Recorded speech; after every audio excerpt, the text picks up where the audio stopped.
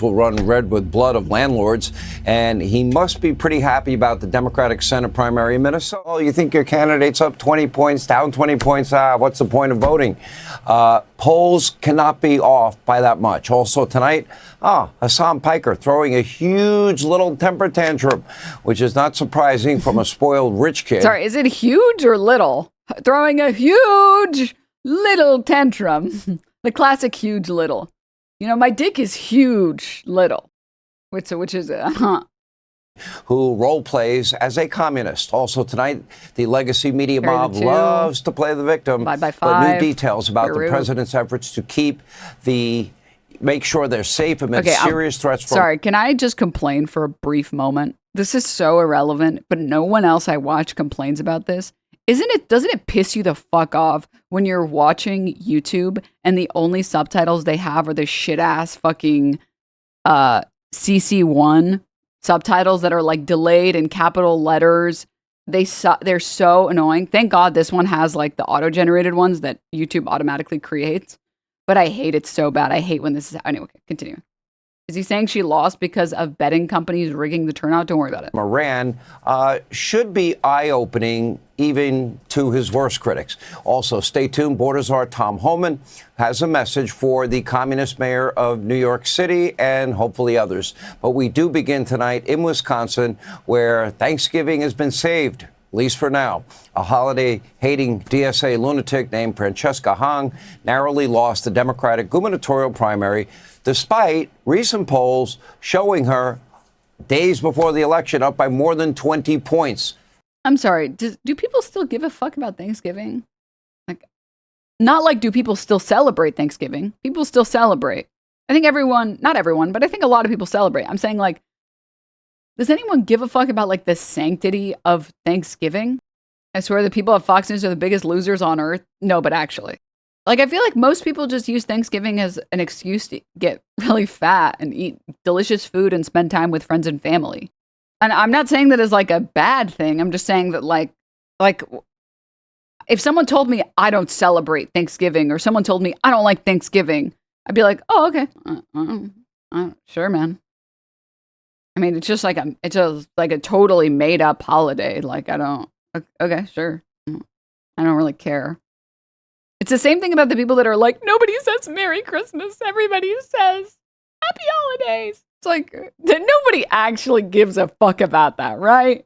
Nobody actually gives a single shit about that, right? Will Neff said turkey sucks. The sides suck too.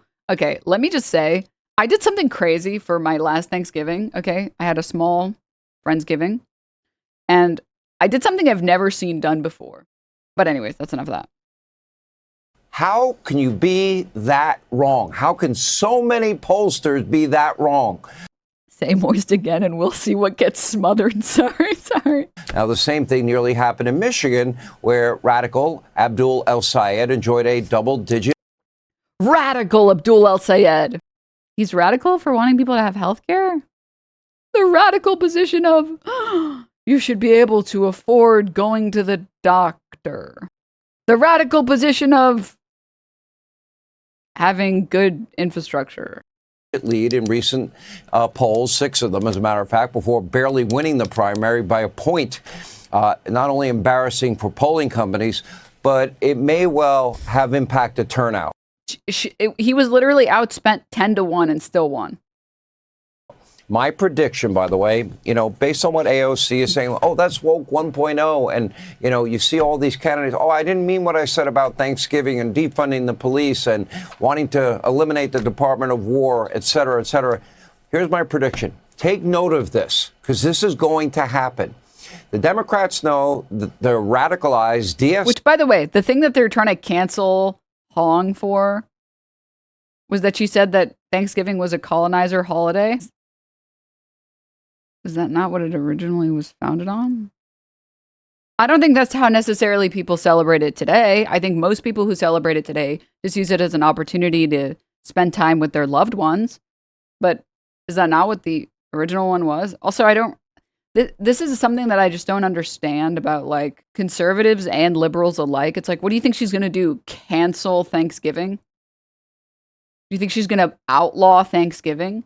You think that they're going to have, like, executions. Like, what exactly do you think her goal is? To execute anyone who attempts to ever buy turkey for Thanksgiving? Like, she just what? Like, what exactly do you think she's gonna do? What the fuck?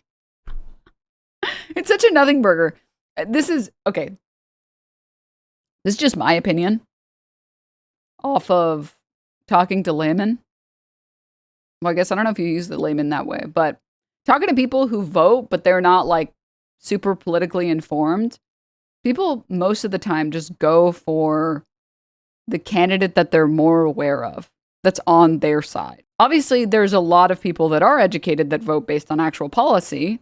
I think if you're watching a Twitch political stream, you're probably one of those people. But I think most people, or not most people, a lot of Americans vote on vibes. And if you didn't hear of Francesca Hong and there was no name recognition for you, you probably just voted for the person you recognized. Like, so much of campaigning is name recognition and like ads and advertising. It's why Mamdani's campaign was so successful. He targeted every part of media that he could have targeted. Every medium that he could have, he did. And he went from, oh, there's no way this guy can win. He has no name recognition, to there's no way he can lose. Everybody knows about this guy, and there's not been a single good smear campaign against him. So her name was also low on the ballot too. Well, I know some cities and some states have like randomized naming on the ballots to account for that. So I don't know if that was the case for her or not, but I know at least that's how it is in California or in LA. The names are randomized, or they're put in random order so that people don't just pick the first thing, so that the person who isn't first has, because the person who's first has a massive advantage. Obviously, whatever DSA candidate gets elected, their old tweets are secret indications of whatever dark policies they will use in their newfound godlike powers to single-handedly force on everyone. Democrats, however, are powerless without at least 15 Republicans, though. Unlucky. It's so nonsense. Say platform, which is in writing. They know it is not helping them electorally. They will soon, at some point, I don't know when, remove all of those radical positions that are currently on their website. They will use the, that's the Wisconsin ballots are not random ordered, by the way. That's bad.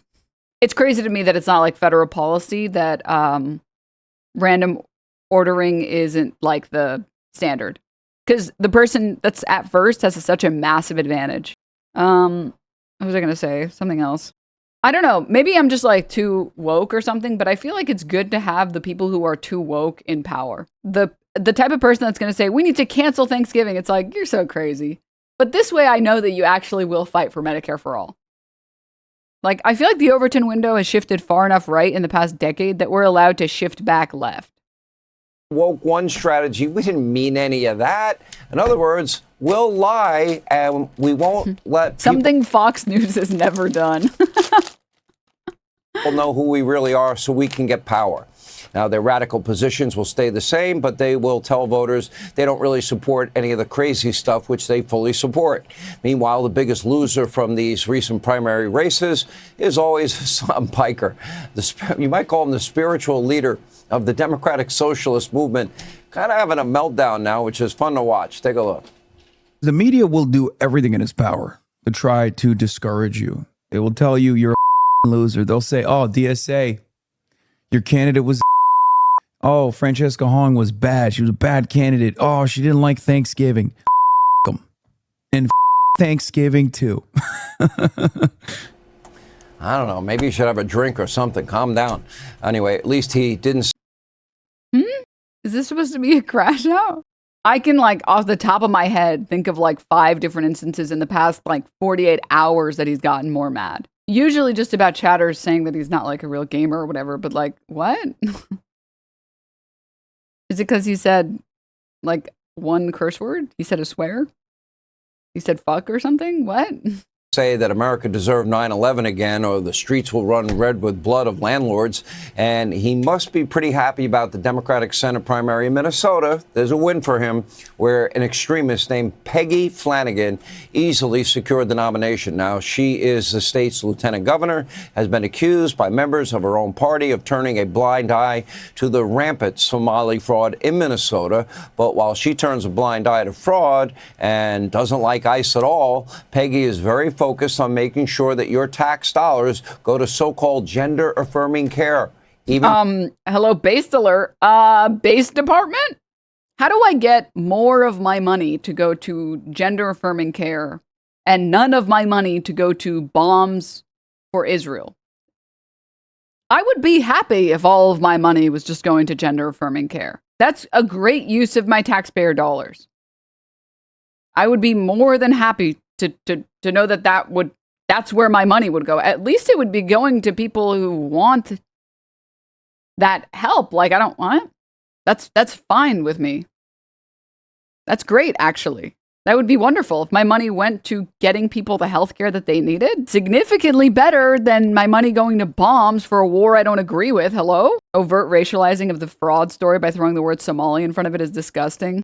For children, just like her predecessor, Tampon Tim Walz, wants feminine hygiene You're still calling him Tampon Tim Walz.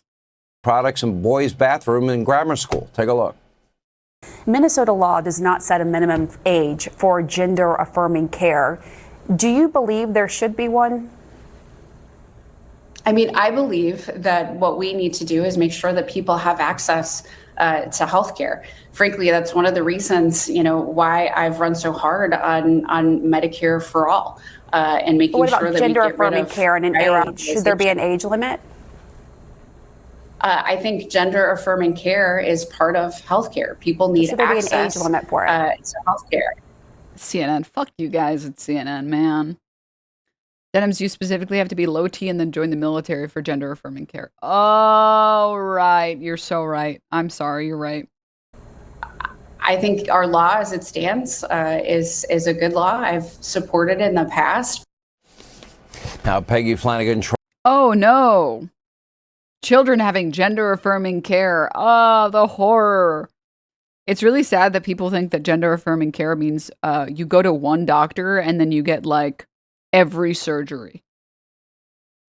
It's like, okay. Uh-huh. Mm-hmm. All right, man. Whatever you say. You know what, buddy? Whatever you say. But enough of that, guys, all right? I wanted to watch this with you guys.